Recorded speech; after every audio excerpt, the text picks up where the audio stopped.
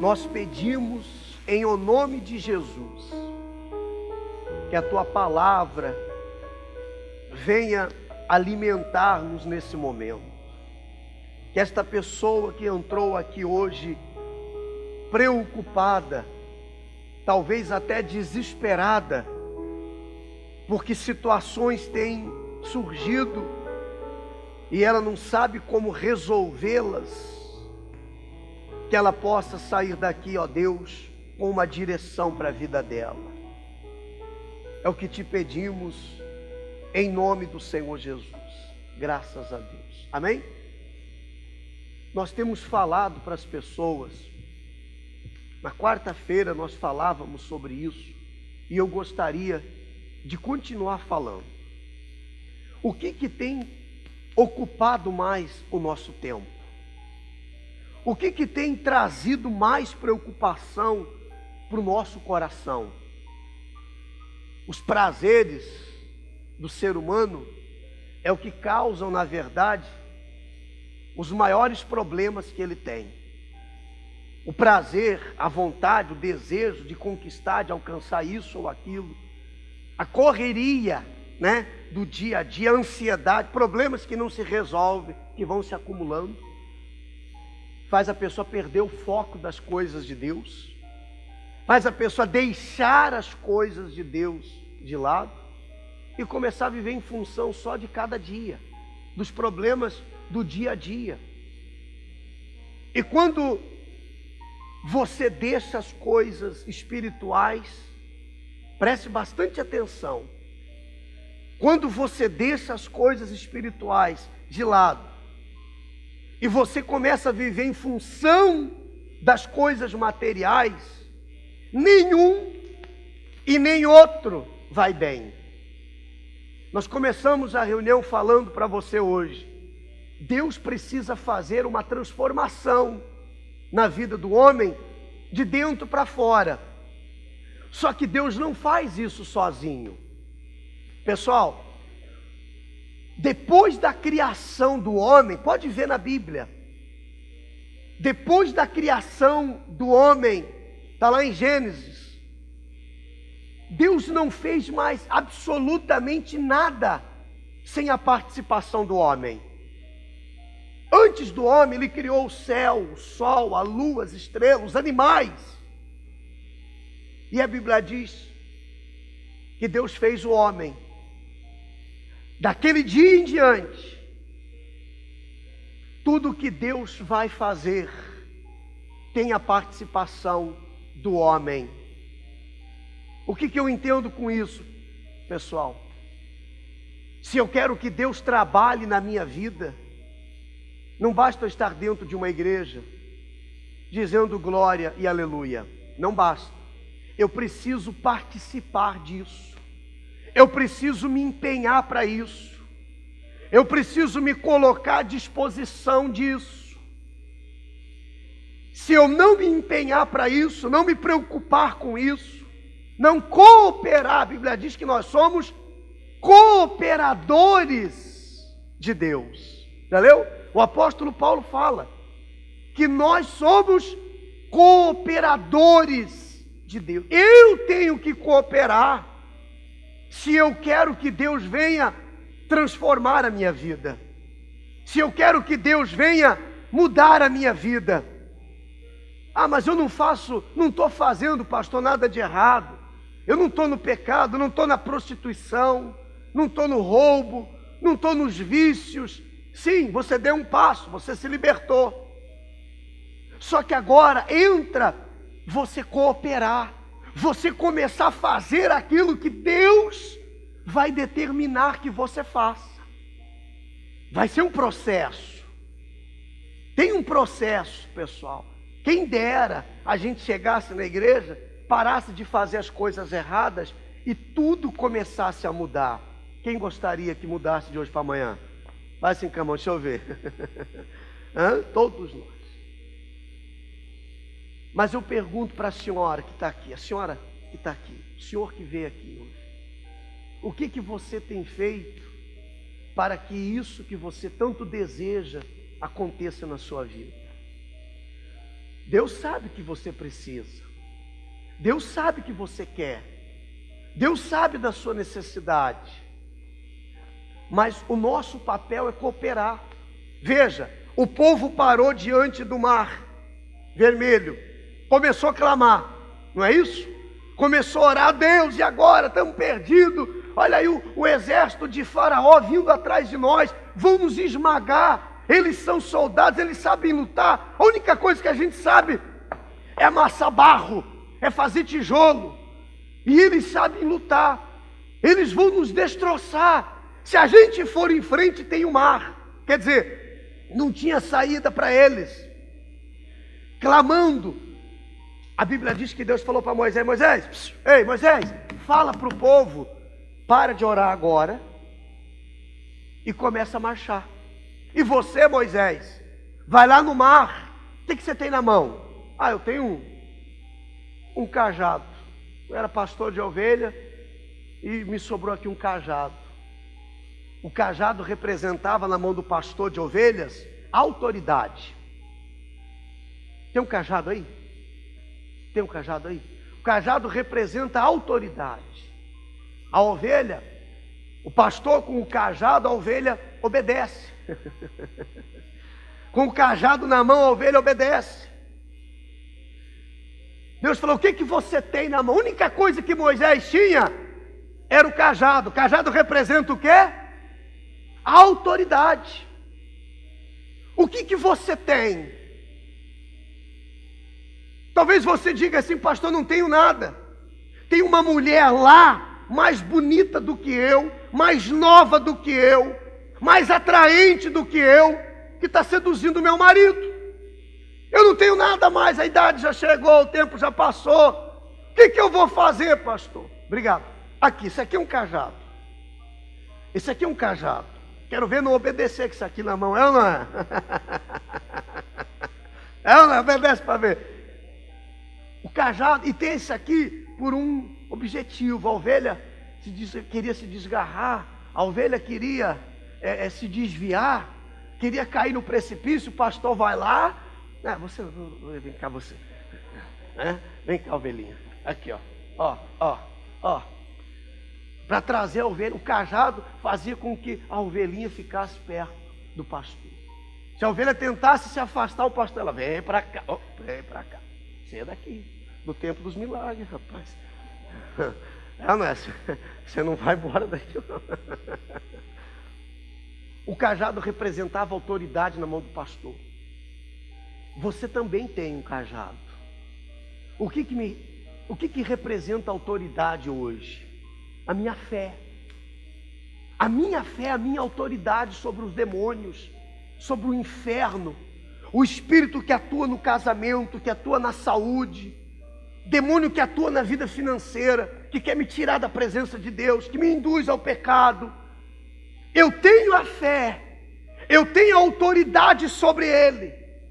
Só que não adianta eu ter o cajado, eu ter a autoridade, eu ter a fé, se eu não faço uso dela. Vou ter só para bonito. Deus falou: Moisés, o que você tem na mão, Moisés? Eu tenho um cajado. Tá bom, então com esse cajado, vai lá e toca nas águas. E o mar vai se abrir. Eu pergunto para você: você acha que foi o toque do cajado no mar que fez o mar se abrir? Não. Porque se você for lá agora, eu te empresto o cajado e tocar na água, a água vai se abrir? Não vai se abrir. Mas a atitude dele, a participação dele, ele poderia dizer: Senhor, porque tem gente que fala isso. Peraí, se eu fizer isso, vão dizer que eu estou maluco. Imagina Moisés indo para a beira do mar, com o cajado na mão, e o Moisés vai fazer o quê? Vou ali rapidinho abrir o mar, já volto. Não, vou ali tocar nas águas, vou abrir o mar, me aguarda aí que eu já venho para o café da tarde. Só vou abrir o mar. A fé é loucura. A fé é doideira para aqueles que não crêem. A Bíblia diz: para o mundo é loucura, mas para os que creem é poder de Deus. Amém, pessoal? A fé, o cajado na mão de Moisés, representou ali o poder de Deus. Quando eu sigo a direção de Deus, quando eu faço o que Ele determinou, então aonde eu vou, o poder dele vai comigo. Eu chego aqui, o poder de Deus chegou comigo, diga graças a Deus. Ele falou, vai lá Moisés, e se ele fala assim, ó, Deus mandou eu tocar no mar, tá, mas eu estou meio ocupado agora, estou com umas coisas para fazer aqui, quebra um galho para mim, vai lá e toca você, ia funcionar? Hã? Não, o que é para você fazer, não é tua mulher que tem que fazer, não é teu esposo que tem que fazer, não é o teu pastor que tem que fazer. Pastor, ora aqui por mim, olha, Deus, eu sei que Deus vai me curar, eu sei que Deus vai me fazer isso, ora aqui, só que não adianta se orar e lá dentro da sua casa não houver a manifestação da fé também, o bom testemunho, não mudar nas palavras que fala, porque às vezes, desculpa, abre a boca só para amaldiçoar, abre a boca só para maldizer, essa droga dessa casa, essa porcaria desse casamento, essa peste desse filho. Quem está entendendo? Quem dormiu, diga amém.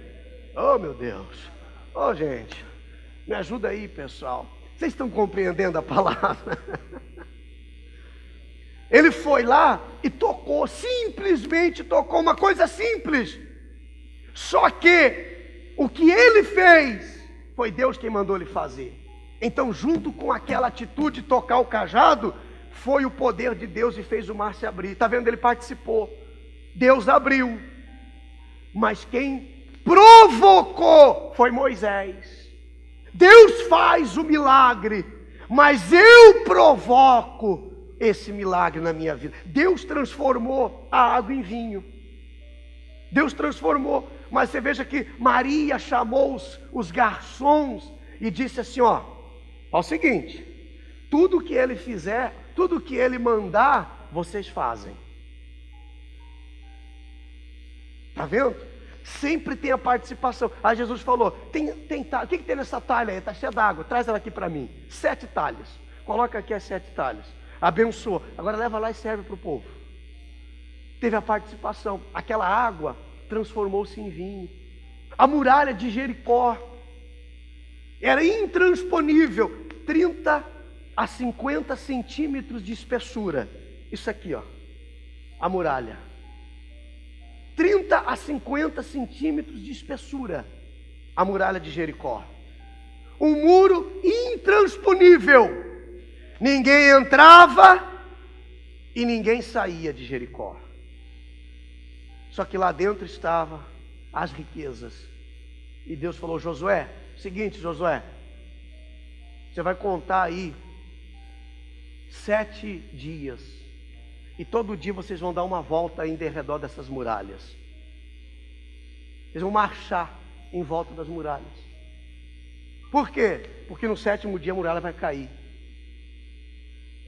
Mas como? Não tem como.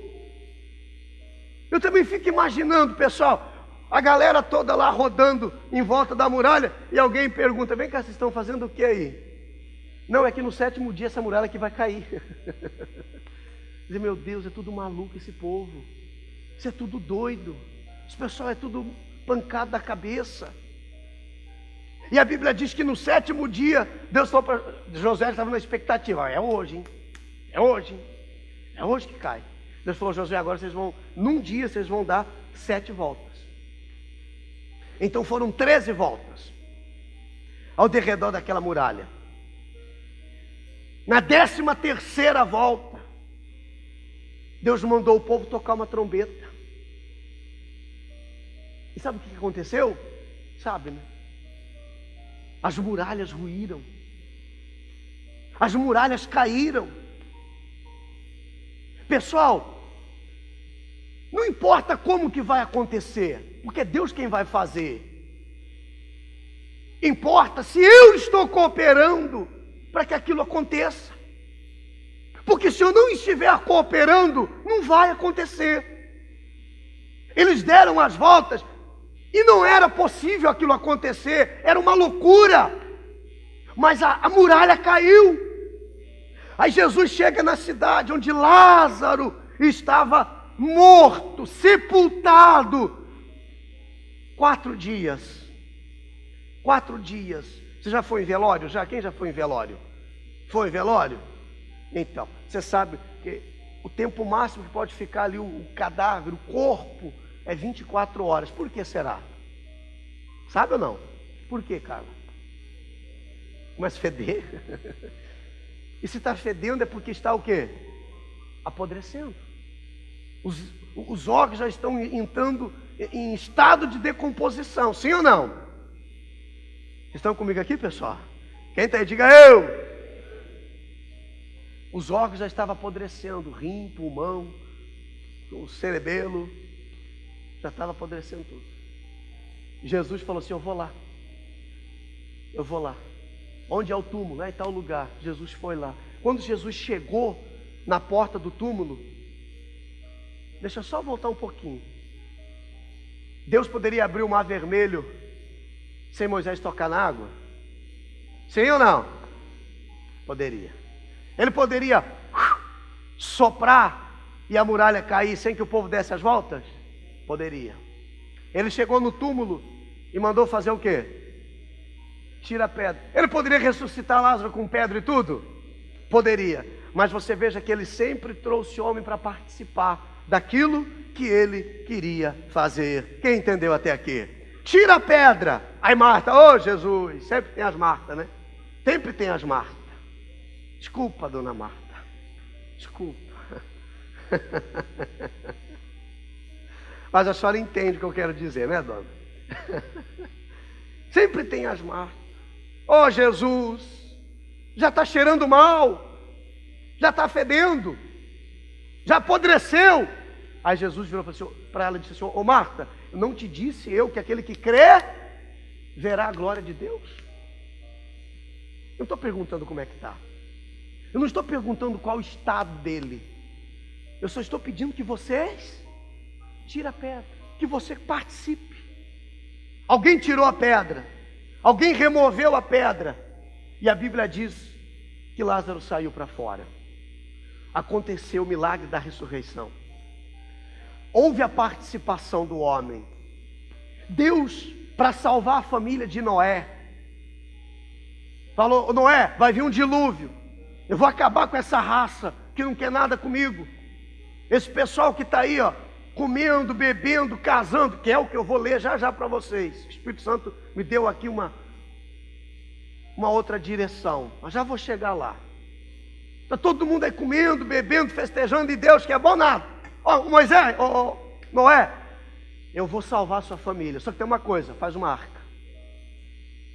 A arca, poderia ele pegar e fazer uma canoa, fazer um barquinho, não é? Ele falou, não, você vai fazer uma arca assim, assim, tem que ter tantas medidas, é de altura, é de largura, de profundidade. Essa aqui é a arca que eu quero que você faça, Moisés. 100 anos. Quanto tempo? 100 anos construindo a arca. Nunca tinha chovido na terra. Detalhe, viu? Nunca ninguém tinha visto chuva. A terra era umedecida pelo orvalho. A umidade vinha de baixo para cima, não de cima para baixo. Não tinha chovido. Moisés não tinha visto cair uma gota de água do céu durante toda a vida dele. Não é fácil como para a gente hoje que toda hora chove. Ele nunca tinha visto. E Deus vira para ele e fala assim, ô Noé, se eu falar Moisés, vocês me corrigem. Ô Noé, vai chover com tanta intensidade que vai alagar tudo. Faz uma arca que você vai salvar a sua família. Ele poderia salvar a família de Noé sem arca? Sim ou não, gente? Mas se você quer salvar a sua família, Noé, faz a arca. Ah, não vou fazer não, esse pessoal aí não quer nada com nada, minha mulher é uma doida, meus filhos é tudo maluco. Ah, não vou fazer não, eu estou fazendo arca, eles estão aí de brincadeira, são preguiçosos, não querem nada com nada, eu vou fazer arca nenhuma, tá bom. Então quando vier o dilúvio, nem você vai se salvar. Veja, pessoal, que Deus exige a participação do homem naquilo que Ele quer que Deus faça na vida dele. Se não está acontecendo, é porque você não está participando. Porque se você começar a participar, Ele não vai deixar você sozinho. Ele diz para Josué: aonde você colocar a planta do teu pé, Josué, eu vou te dar. Eu serei contigo por onde quer que andares. Aí a gente entende o seguinte: poxa, Deus falou que aonde eu colocar a planta do meu pé, vai ser meu. Se eu armar uma rede aqui, deitar, e não for para lugar nenhum, não vou ter nada. Porque ele disse: aonde eu pisar, é por onde eu for, é por onde eu andar, é se eu acordar cedo, é se eu correr atrás, é se eu enfrentar os leões, os ursos no meio da mata, é se eu enfrentar os exércitos que surgirem, as tribulações, o rio Jordão que está pela frente. Mas tem uma coisa: arrumou problema comigo, Deus. Só disse que aonde eu pisar vai ser meu. Perna para quem te quer, sim ou não? Eu vou andar, eu vou correr, eu vou conquistar, eu vou me dispor. Porque se Deus está dizendo que aonde eu pisar vai ser meu, então vou ter muito. Porque eu não vou ficar parado. Eu não vou ficar esperando a vontade dos outros. Eu não vou querer que Ele tenha compaixão de mim, que Ele tenha pena de mim, que Ele me ajude porque gosta de mim. Não! Eu vou fazer Deus entrar no meu negócio, na minha vida, na minha caminhada, na minha jornada. Eu vou cooperar para que essa mudança que eu quero aconteça. Eu não vou depender da fé de um, da fé do outro. Se alguém orar por mim, se alguém me ajudar, que bom, graças a Deus. Mas se não aparecer ninguém para fazer isso, não tem problema, porque só depende de mim. Diga graças a Deus. Que coisa gloriosa. Quem está entendendo, pessoal? Então, eu tenho que cooperar. Ele diz: nós somos cooperadores. Veja, me mostra algum milagre aí que tenha acontecido depois da criação do homem, que Deus tenha feito sem a participação do homem. Não tem. Caiu fogo do céu. Elias estava lá no monte orando, no altar. Pegou a oferta dele, pôs no altar e clamou a Deus: desce fogo aqui e acaba com essa situação. Maria, Marta, Ana, que era estéril, mulher de Deus, mas vivia chorando. A rival dela, a outra mulher do marido dela, tinha um monte de filho, nem ia na igreja. E ela ficava só, não comia, estava depressiva. Não comia, não dormia, só chorava, a Bíblia diz. Aí a Bíblia diz assim: então, enquanto todos comiam, bebiam e faziam festa, Ana se levantou e foi no altar e fez o quê? Um voto com Deus. Ela participou. Ela queria que Deus fizesse sozinho. Aqui em Blumenau não tem ninguém assim, mas tem um monte de gente por aí que quer que Deus faça tudo sozinho na vida dela. E não vai fazer. Não vai fazer. Você tem que participar. O milagre que você quer, quem aperta o botão, o start, somos nós. Ah, mas eu não tenho nada, pastor. A outra tem mais condição do que eu. O concorrente tem mais condição do que eu. Mas às vezes a outra está fazendo mais que a senhora. Às vezes o concorrente está fazendo mais que o senhor. Se você for, Deus vai estar contigo. Quem crê nisso? Se você for, Deus vai estar contigo. Se Deus é por nós, quem será contra? Quem vai se opor? Agindo Deus, ninguém vai impedir. Diga amém. Ninguém vai impedir. Quem entendeu a palavra? Puxa vida. Então, se você estava parado, esperando alguma coisa de alguém, não espere mais, se você vai se decepcionar. Você quer ver uma pessoa muito decepcionada com as outras? É aquela que espera muito pelas outras. Quanto mais você espera pelos outros, mais decepcionado você fica com as outras. Quanto mais você esperar por alguém, mais decepcionado você vai viver com alguém. Eu não me decepciono mais com as pessoas. Por quê, pastor? Porque eu não espero mais pelas pessoas. Eu não fico mais esperando por elas.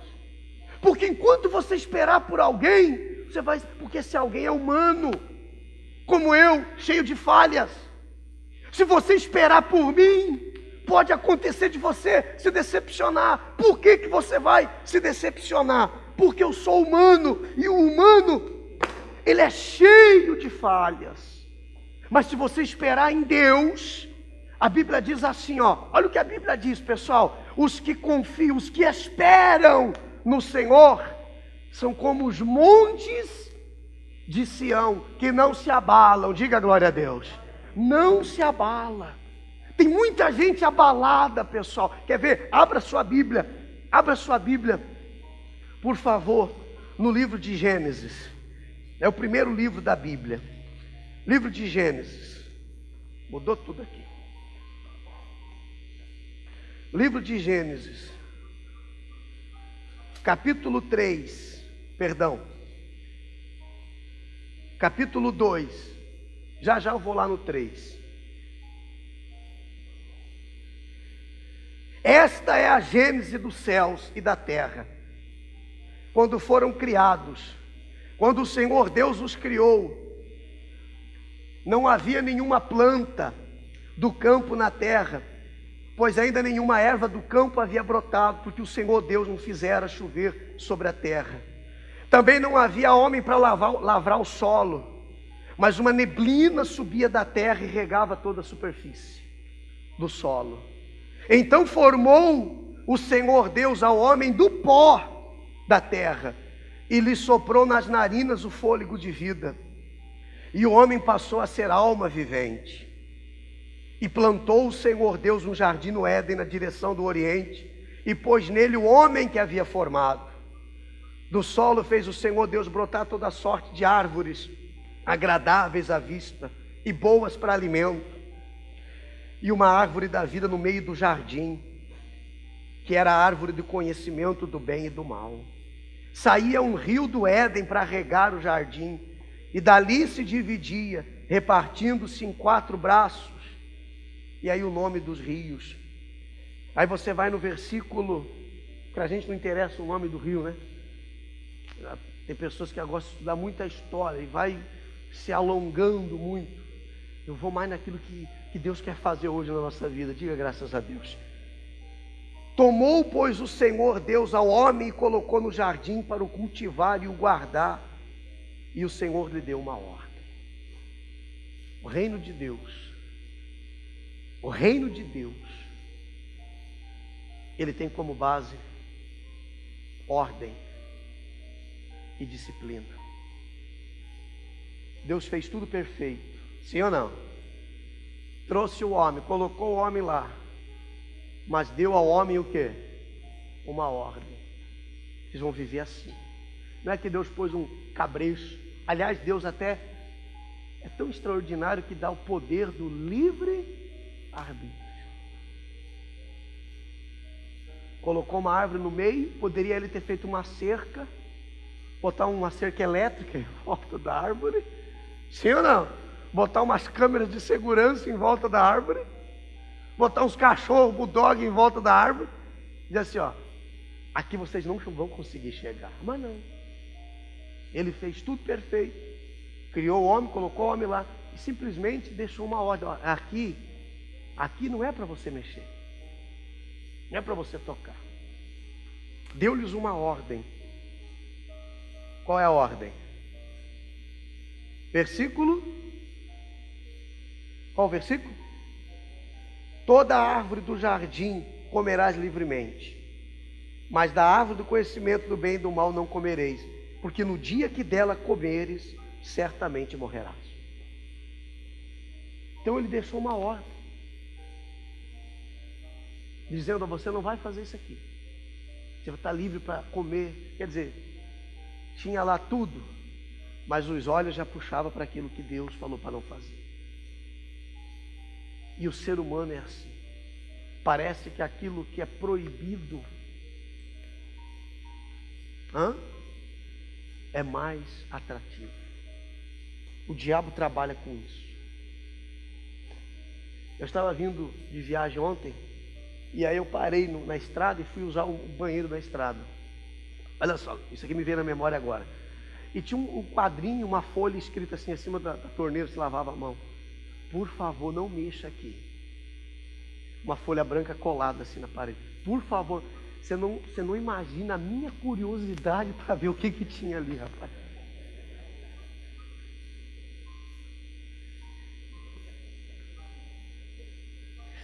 Quando eu vi aquela folha escrito, por favor, não mexa aqui. Eu falei, o que será que é? Será que é uma...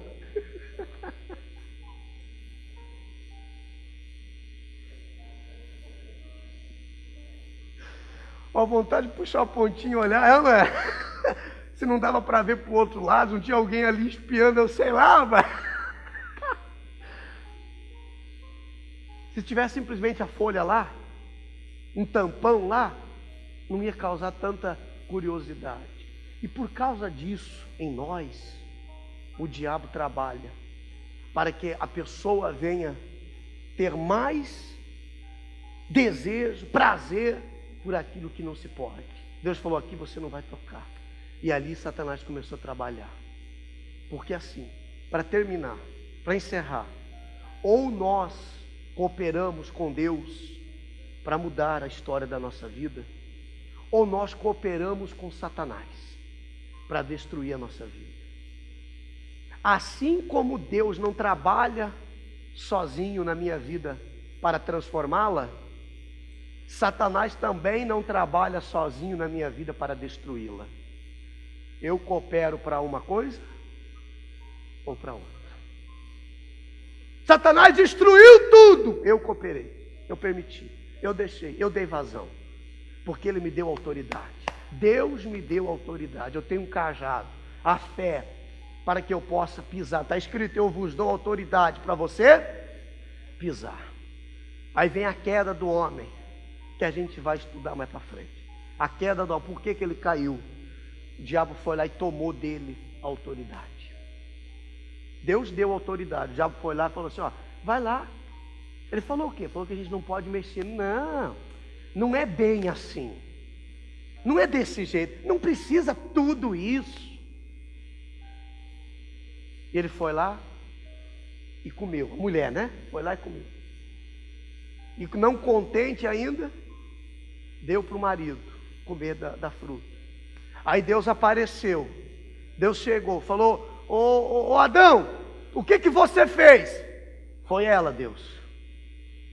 Ela que me deu. Ô Eva, o que você fez? Foi a cobra, foi a serpente. Não é assim? Adão chegou, ó Deus, foi ela. Ô Eva, não, foi eu não, foi a serpente. Mas já tinha feito. Quer dizer, a pessoa vai querer sempre procurar um culpado. Vai querer dizer que foi por causa de alguma coisa, vai querer dar uma desculpa. Não tem desculpa, você deu vazão, você deixou, você permitiu. O diabo foi lá e tomou de você a sua autoridade. Agora você quer reconquistar? Quero, pastor. Então você vai entregar-se a ele de fato e de verdade. Você vai se colocar à disposição dele outra vez. Você vai se colocar no centro da vontade de Deus nessa manhã e vai dizer, Senhor, eu vou cooperar para a minha vida mudar. Eu vou fazer por onde, eu vou me empenhar, eu vou me esforçar para isso. Eu vou fazer por onde, eu não vou ficar chorando. O leite derramado aconteceu, deu errado, quebrei a cara, dei com os burros na água. Mas agora, Deus, eu estou disposto. Zaqueu disse, eu resolvo mudar. Falou para Jesus, não falou? Jesus foi na casa dele e falou, Senhor, eu resolvo. Se eu roubei alguém, se eu defraudei alguém, eu vou devolver isso aqui, eu vou dar aquilo ali para os pobres, eu vou fazer isso aqui com os meus bens. E Jesus falou o quê? Hoje houve salvação nesta casa. Amém, pessoal? Por causa dele resolver. Ele resolveu, ele participou da mudança da vida dele. Quando ele desceu da árvore, quando ele subiu na árvore, ele participou. O cego participou, gritou, clamou. A mulher hemorrágica participou. 12 anos perdendo sangue, ela foi lá e entrou no meio da multidão fraca. O paralítico de Cafarnaum, botaram ele pelo... É que eu vou falar tudo hoje, não vai sobrar nada para a semana que vem, né, pessoal? Fiquem todos em pé no seu lugar, por favor. Graças a Deus.